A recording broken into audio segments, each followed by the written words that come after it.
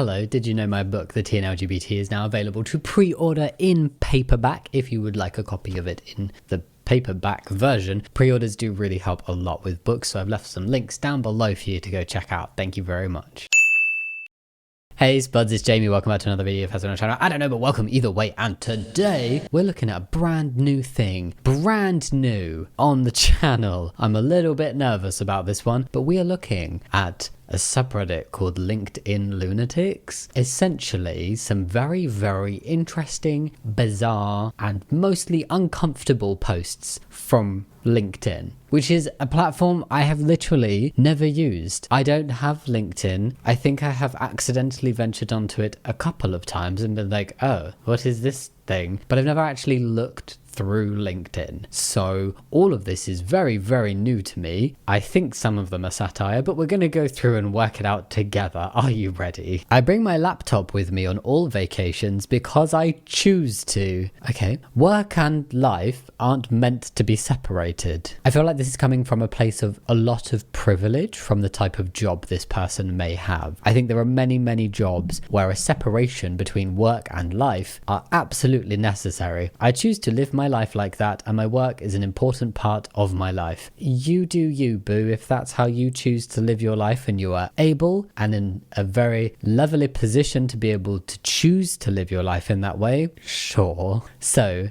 do I have a work-life balance? Most people would probably say no, but again, I don't think we're measuring the right thing when we try to measure work-life balance. If you do not see a distinction between work and life, and you take your laptop on all vacations, you categorically do not have a work-life balance. You just work. And if that's what you want to do with your life, you do that. But I do find posts like this, they feel very much like, and why are you not doing that too? I'm here setting the standard for all of you out there, and you are not meeting it. I have work that is challenging and fun, and I work with smart and good people I care about. You could have the most fun job in the world, and you still want some time away from it. Because at the end of the day, it is still a job. This person hasn't mentioned it, but it just gives me the vibe of this, but I'm not on board with the whole attitude of like, your work colleagues are your family. Because I feel like there's quite a lot of careers and industries and work environments that definitely try and sucker people into believing that their job is significantly more important than it is. And that's not me saying like, oh, your job's not important. I mean, by trying to make them feel like their job should be the most important thing in their life and consume their entire lives. And they do this by fostering this like, you have everything you need at the office, a gym, a canteen, somewhere to have a nap. You can even sleep here if you work too late. Your colleagues are your family. We're in this together. It just feels very much like you owe us all of your time and your entire life. And this person is like, woohoo, that's me. And whatever the work-life balance split looks like for me, to be honest, I couldn't care less. I honestly think that whether it was work, whether it was a hobby, whether it's anything, if we do one thing solidly 24/7, including when going on vacation, including when at home, including when in an office, including when going out for a day trip, I don't know, if you're taking your laptop everywhere and you are on call or switched on permanently to a specific thing, and in this situation it would be this person's job, you are going to burn out. I don't know how that's avoidable. Say that you absolutely love puzzles. That's your hobby. If you do puzzles 24/7, no break, and you take a puzzle on every, I'm sure there gets a point where you're like, you know what, I just need a bit of a break. And that's a really trivial example. Like, work is a lot more intense in your life. I love my job. Really, I do. I feel very fortunate to have the job I have. I feel very grateful for it, and I feel very lucky. At the same time, I acknowledge that there are difficult moments. I acknowledge that I do not want to do it 24/7, and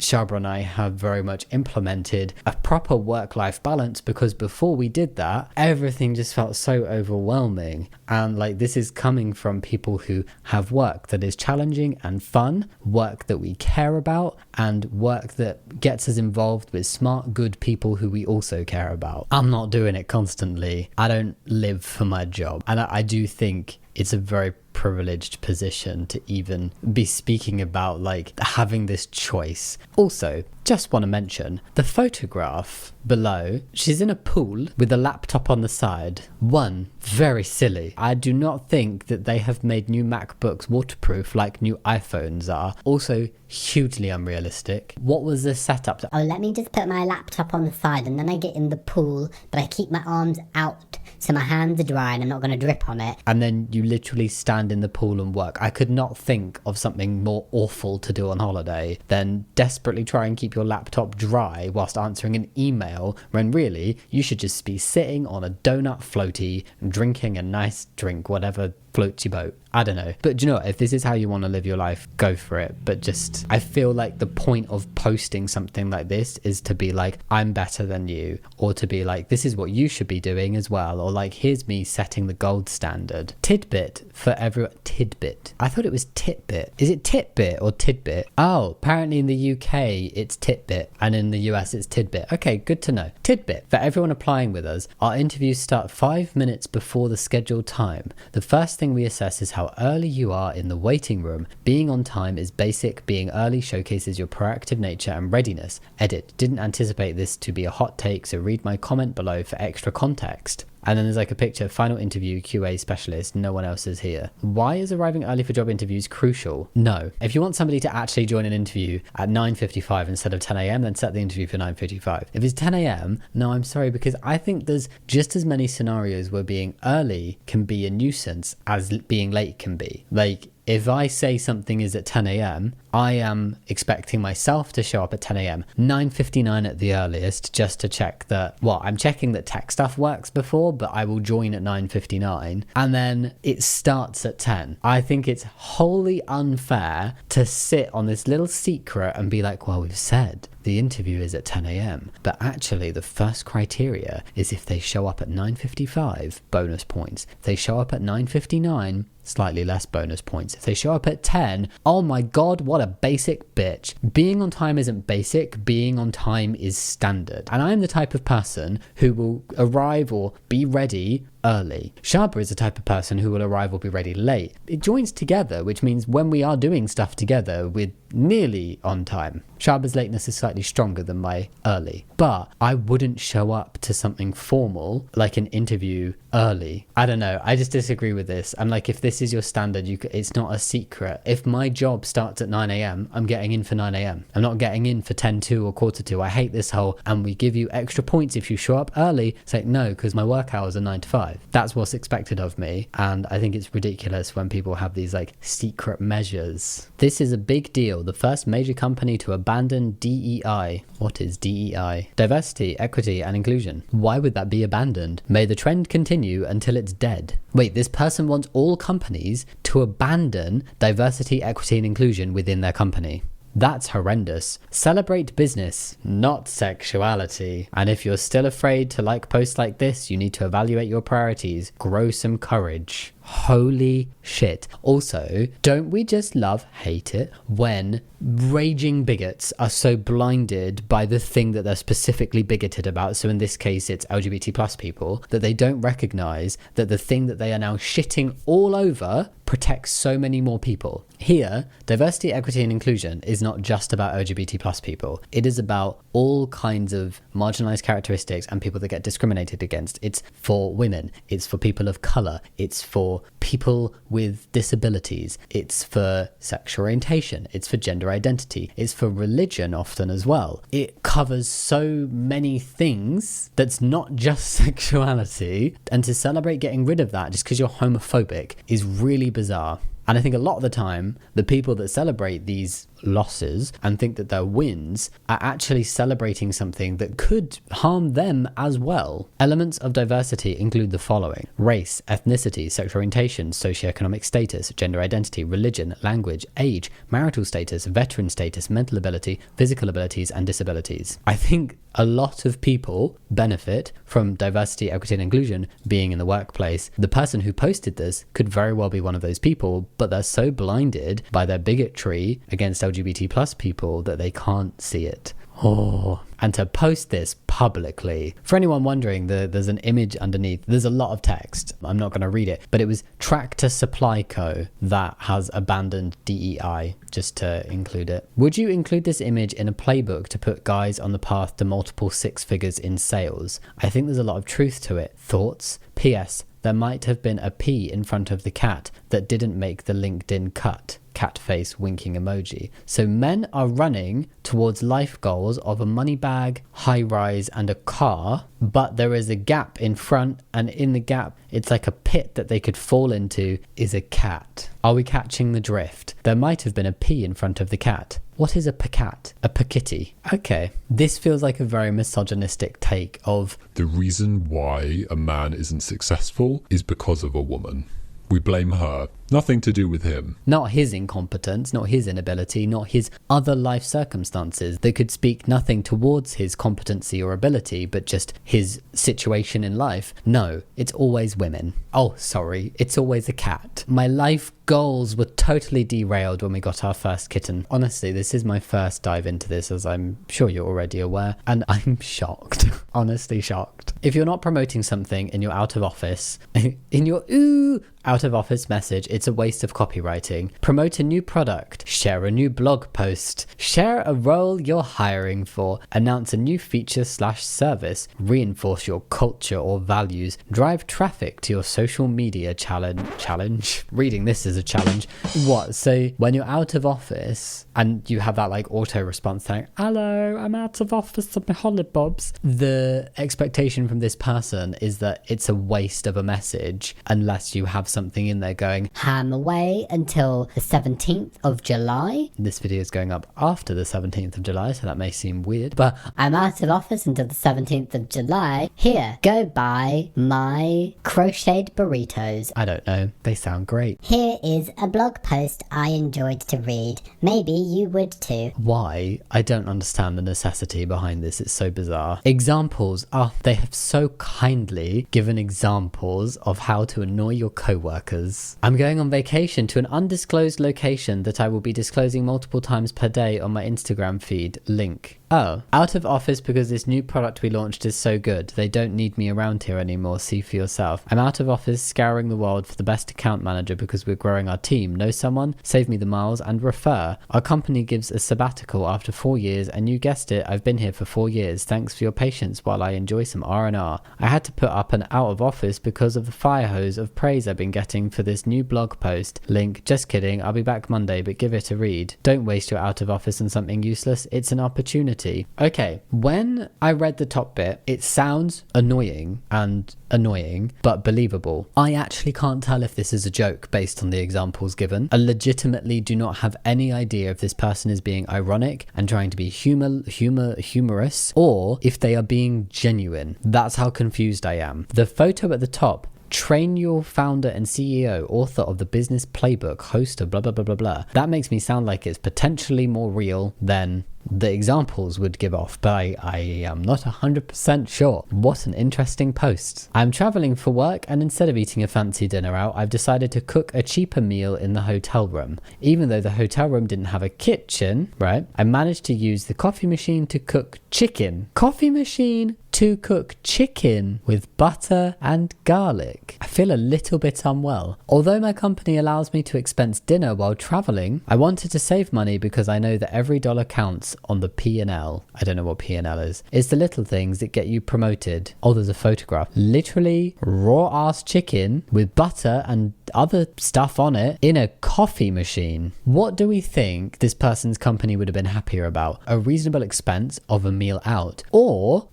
extra cleaning fee for the room, or the cost of replacing the coffee machine, or his sick days off after giving himself food poisoning trying to cook raw chicken in a coffee pot? If I were this person's employer and I saw this, I'd be like, mate, just go to Nando's or something. Why are you doing this? This could actually cost more and is just a really ridiculous thing to do. If you're working for like a corporation that is big enough to like expense travel and dinner whilst you're traveling, why are you not making use of that. You don't have to go and eat like Wagyu beef or whatever. You could go down and have something real small and just get yourself a little burger. I don't know. But why are you doing this? I would be less likely to promote somebody like this because it shows a lack of critical thinking skills. Jeez. I proposed to my girlfriend this weekend. Here's what it taught me about business to business sales. B2B sales. This must be a joke, right? If this is not a joke, this is awful and doesn't even make sense. I don't think I like LinkedIn. No one here in Santorini on vacation is talking about hashtag AI. Nobody here on vacation is talking about AI. Why are you so surprised? And maybe that's a problem. Go on vacation, unplug, but stick with me here. The volcano that I am pointing at last erupted in 1950 and will erupt again, unexpectedly and with massive force at some point in the future. Is that not the truth for many active volcanoes? Same thing is going to happen with AI. Many aren't thinking about and preparing for it, but there is a massive eruption coming that will change the world forever. This feels like crypto. I do think AI is going to have a very big impact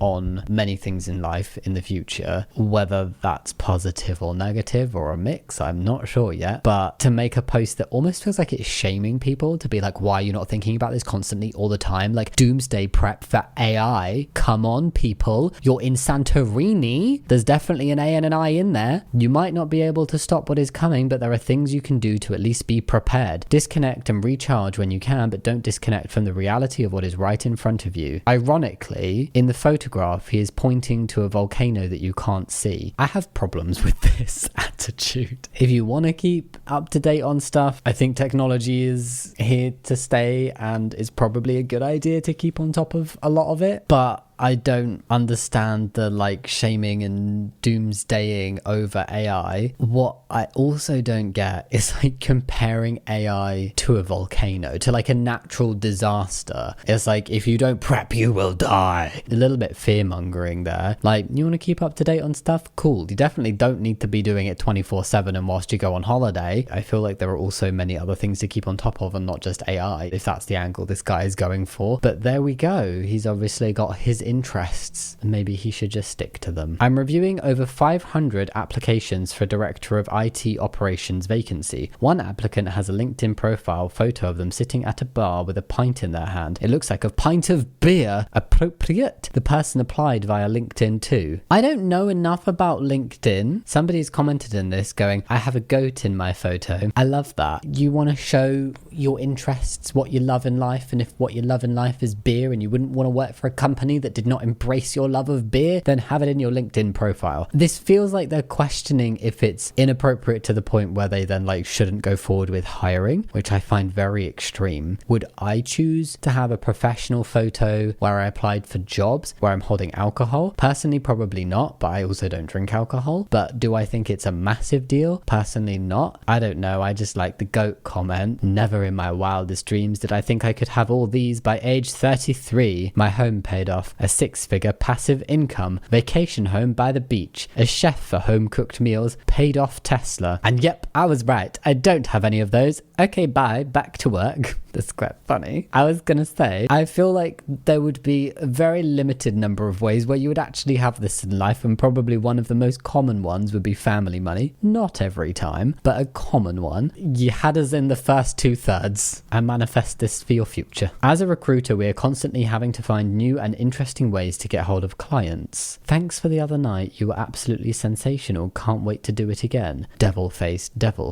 kiss. Sorry, who is this? Peter. It's Toby from Mark's Consulting Partners. Glad your phone is working. Sent you 3 CVs 2 weeks ago and I haven't heard a thing back. Please let me know your thoughts so I can keep my candidates up to date. Toby, he's not that interested. This is very unprofessional. Would not recommend. Slightly funny. It's also the fact that the guy himself posted this, the one who sent these messages. I'd have expected this to be posted by the one who received the messages going, oh my god, look at these utterly bizarre messages I got because I was not interested in what this guy sent over. Could have just emailed and said, yeah, not into it. But really, really uncomfortable way of communication. Do not recommend. I would block after this. Not only are you not hearing back about the CVs, but you are never hearing or contacting me again because that's just bizarre. Want to stay unemployed? Use the open to work badge on your LinkedIn profile. It's a red flag for me and most hiring managers. They just aren't brave enough to say it. What is an open to work badge? I don't feel like I know enough about LinkedIn to completely comment on this. It seems to be you can have like a banner or a badge or something on your profile that says you are open to work. So I would assume that means like, hello, I'm available to hire, contact me. And then recruiters can reach out to you directly because they're aware that you are looking for work. I'm surely if you're wanting to hire somebody, I'm just thinking about this logically. I don't actually know. I personally would think you as a recruiter looking to hire somebody would like to know that they are actually like available for work, because as far as I'm aware, LinkedIn isn't a place for people to just post that they need work or to find work. It is a place for people who are happily or unhappily but solidly employed and not moving jobs anytime soon. So therefore, to me, it seems beneficial to have something on your profile if you're looking for work that says, I am available. I kind of think of it as like professional dating, where you would have a dating profile that would say, hello, I am single and ready to become two Pringles. I don't know. And you would want to have that in a work context as well. But honestly, I don't know enough about LinkedIn to know if it's a good idea or not. It just logically on the face of it seems beneficial to me. And the whole like it's a red flag, and most hiring managers, why? A person who is requiring work and is letting you know they are looking for work, red flag. We don't want to hire you. They just like a challenge. Fellow air travelers, as you make your way to your seat, rise from your seat, navigate the center aisle, etc. A reminder, you do not have the right to touch other people's seat backs. Oh, like what? When you stand up from the seat and you use the seat in front for support. The seat on front of you is not there for you to stabilize or raise yourself. That is what an armrest is for. Kind of in the wrong place though. The seat you're in is yours. No other seat or seat back should be touched by you at any time. Thank you for respecting the miracle of flight. Often though, your tray table is on the seat in front, so part of the seat in front is yours. Very weird. I will admit, I am a little bit of a sensitive soul when it comes to being around strangers, and I do not like strangers. I mean, I think a lot of people can agree with this, right? I don't like strangers being in and around my vicinity, touching my area, coming into my personal space. And I have been on multiple flights where people really, really do use like the back of my chair when they stand up. But then whenever you see them walk past, it's just an elderly person needing the toilet, and they literally would not be able to stand up out of their chair unless they used yours for support. Yes, it's not the most fun thing to like be sleeping or watching a movie and suddenly like your chair does that. But if it's the person who's sitting down's only option to be able to stand up, what do you want them to do? I don't really understand this. And there's often like turbulence on flights, so maybe they need to hang on because it's a bit rocky. Like, I don't know. There's a kind of live and let live thing. I can get very irritated though. It's kind of like if it's a necessity, I don't think it can be a blanket rule of like, you cannot touch this seat. I mean, no seat belongs to anybody. You are allowed to sit in it for the flight, but it is not yours, like your property. I get it if somebody like sat in your chair or like touched your tray table, but I think we need to be understanding of people's requirements. And if somebody needs some support and stability when standing up out of their seat, then sure. Or sitting back in it, sure. If you have absolutely no necessity, like I don't need it. I will not touch the chair in front of me when I stand up. I like push myself up from the armrest as this person is describing, and I go to the toilet. But if people require it, cool. Whatever. This just seems like a very odd rant to go hashtag miracle of flight. Just very bizarre. Artisan is growing 50% month on month. It's a metric that our team has worked incredibly hard to achieve, including our CEO, who's been working from his hospital bed for the past 3 days. I kind of almost feel a bit sad when people's work makes them feel like they can't, or like literally doesn't allow them to take off time when they are literally in the hospital. Like, dude, delegate some responsibility. You are in hospital, like just get better. Because the problem is, I always think if you push yourself too much when you are already not very well, or there's something wrong, it's going to take you longer to heal, and you are more likely to have to take more time off work and actually like really have to take that time off. So you may as well give yourself some space when it's less severe, if it's something that has the risk of getting more severe. But also, like, if you're in hospital, just divulge the responsibility to employees, because this dude's the CEO. And if you are not a CEO, then take the time off work, and you should be allowed to take that. Would be ridiculous if you can't take the time off work. I understand that not all places are fair with that kind of thing, but oh my god, it's the fact that it's celebrated. It's like, hey, look how amazing our CEO is. He's in hospital and he's still working. gold standard. This is the bar everybody should be reaching for. No, it's not. Please take some time off. This is an image of a guy who puts himself as an investor for every stock he owns. Alphabet, Apple, Microsoft, Tesla. He's an investor. So what, he just like owns a little bit of stock or like product from that place and he is now an investor? I don't think that's the same thing. He's put it under experience. My experience is a Microsoft investor. Thank you. An advice to fellow female lawyers: stop giggling in the courts for your own sake. What? The reason why clients and advocates do not take some practicing women seriously is because they simply are not serious enough. Conduct yourself as a professional to be seen and treated as one. Wow. Way to like internalize some misogyny. There's nothing wrong with not knowing anything, but there's everything wrong with behaving like a child in a uniform in the court premises. We can always have a giggle session out of the court, trust me. This just feels very weird. Like, no. Uncomfortable. I discriminated against a pregnant colleague at the beginning of my career. Okay, you admitted to that, right? This may seem shocking considering all that I stand for now, but we all make mistakes, sometimes huge ones. Okay, at least this person can recognize they did something wrong. This person was suffering from hyperemesis gravidarum, a severe form of morning sickness. I didn't know what this was and assumed she was just not cut out for the job. Maybe you should have Googled. I complained about her regularly. Maybe you should have Googled and also found some compassion. And she ended up quitting. Wow, that is a huge ass mistake. Jesus. It's one of my biggest career regrets. Just career, not life. And I'm sharing this for two reasons. One, it's never too late to right your wrongs. I sometimes think it can be too late for some things. I really do. I can't go back in time and fix my behavior, but I can advocate now for future mamas and parents in general, maybe? Pregnant women need your support at work. They're making human beings, people. This includes proper maternity leave and time to visit doctors without professional repercussions. Anything less is inexcusable. Pic of me 38 weeks pregnant with a whole lot more empathy. Oh, okay, well that just suddenly made a lot of sense. So this person grew and realized that they've up big time once they then experienced it. Once it affected them, suddenly, I see it now. Do they think that's like one of the only ways to grow from mistakes though? It's okay. Like, it's one of my biggest like professional regrets that I made this poor woman quit because I didn't believe that her pregnancy was giving her symptoms that made it very difficult for her to work, and I just made her life even more difficult. And then I got pregnant, and oh my god.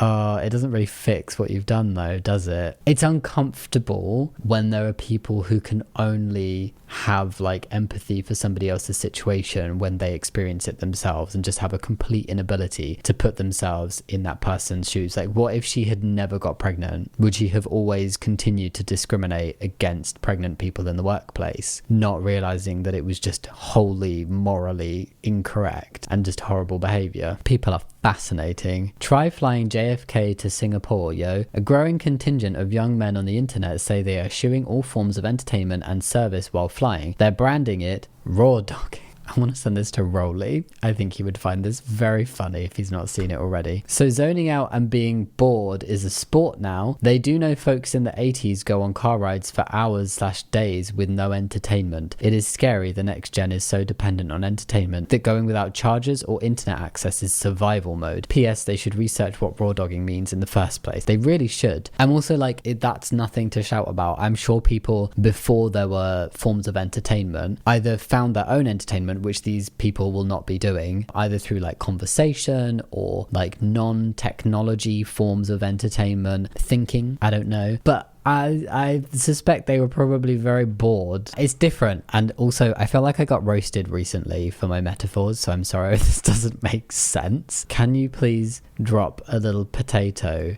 in the comments if you've ever found one of my metaphors very bizarre? I just want to know. It's market research. It's almost like if these guys turned around and were like, nah, like in the 80s we didn't have this type of medication and knowledge, so therefore I'm rejecting it. It's like you're allowed to accept the time that we're living in now and like go with that. It doesn't make you a better person for being able to sit on a flight and do nothing. Like, cool, good for you. You're not even a coloring book, really? I just find this weird that this is something to be celebrated by some people. And yes, please please look up the definition of raw dogging. Things I'm sick of hearing from my employees. Can I leave early today? I'll be late in the morning. My child is sick. Can I rush off? I've got a doctor's appointment tomorrow. Is that okay? I'm going to be late back from lunch. I've got some things to sort. I don't care. I hired you for a job and I fully trust you get it done. If you fully trust they'll get their job done, then surely you wouldn't have an issue with them leaving a little bit early if they needed to, or going to a doctor's appointment, or looking after their sick child and then still getting their work done during a different time or on a different day. I don't understand these offices and these corporations and these employers that allow absolutely zero flexibility to their employees, because the number one thing is that if people are happy and content and they feel comfortable and confident with where they're working, their output is automatically going to be better and more. If you've got a bunch of miserable employees who don't even have the flexibility to go get their sick child or to have a doctor's appointment to keep on top of their health, that in the long run is what's going to impact their ability to work, not them leaving a little bit early on one day or coming in a little bit late the next day. I just don't understand people who are so rigid with this kind of thing. It is completely unnecessary. Yeah, you don't want people to start taking the piss because you hire someone to do a job, you do expect them to do that work, but you are never going to develop any trust. This is not showing trust. You don't trust that they will get their jobs done. That is why you are sick of these tiny little things, right? This is not you going, I am so sick of my employees taking the piss out of me and spending company money without permission and on things that they really shouldn't be, and not showing up for entire days at work and coming in halfway through the day without any message, running off at 10 in the morning and not saying anything. Like, these are not serious things that people are doing, and like, people should absolutely have the right to look after their children or go to a medical appointment. So this just screams like bad controlling employer to me, and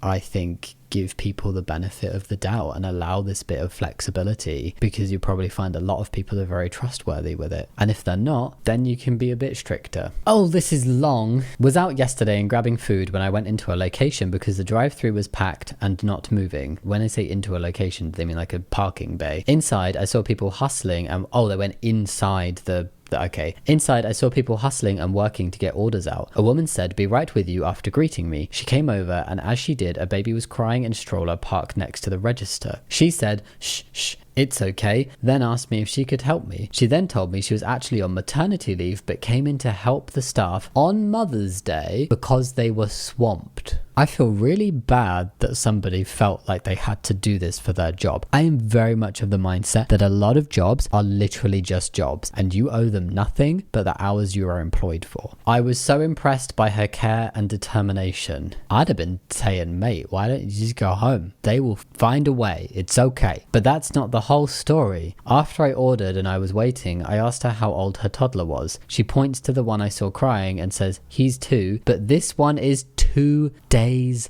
old."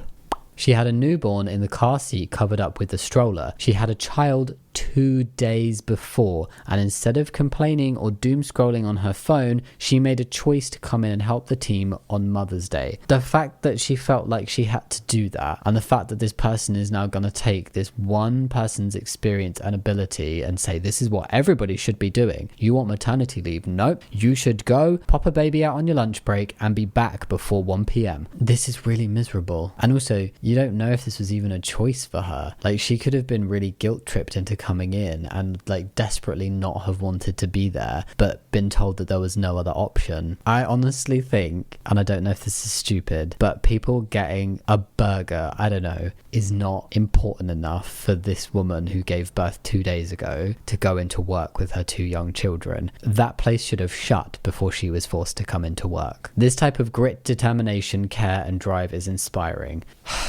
This restaurant's inability to employ adequate numbers of staff is horrifying. My wife and I were completely flawed. As someone who has 3 kiddos and who was raised by a single mum, I was nearly brought to tears. I asked her if she owned the business and she said no. I said you should. They should definitely be paying her more. This just screams of like there was pressure either put on for that day or just generally in this job, or like guilt tripping going on. I hope this inspires you in whatever situation you are in to keep going. Don't give up, don't give in, keep going. You're scene. Why has this dude tried to make this some like inspirational, like, I see you kind of post, when really he's just celebrating some poor woman who literally gave birth 2 days ago, having to come into a job at a restaurant that is, for whatever reason, not able to have an adequate number of staff to allow someone to have maternity leave. She's on maternity leave. They should be making allowances like that. Places should be hiring people to cover someone who's on maternity leave. She should not be having to go in. This should be a post about how horrified they were that the restaurant would allow this to happen and didn't have enough staff that they could go to, so they did not have to disturb a person who just gave birth 2 days ago and is on maternity leave. Absolutely ridiculous attitude to have towards this scenario, and ridiculous scenario to happen in the first place. In conclusion,